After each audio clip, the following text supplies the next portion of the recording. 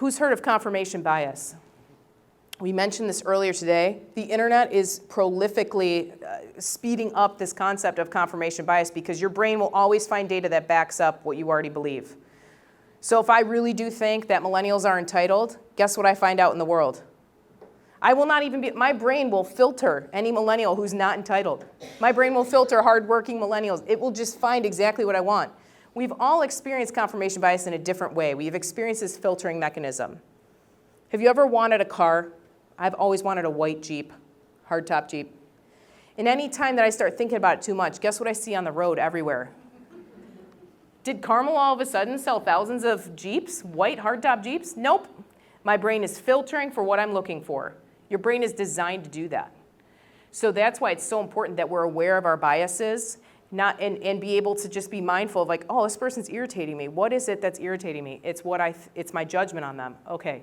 I've got to be mindful of my biases because it's shaping how I see the world.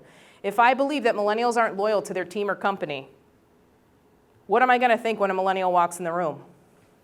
What am I going to expect? No loyalty. I'm naturally going to treat them as if they are not loyal before we even begin.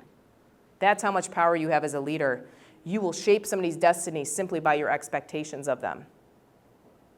If instead, this is just an example, millennials are loyal to organizations that understand them, if that was my positive bias in a way, that people in general are loyal to organizations that understand them where they feel seen, heard, and understood, how would I treat people?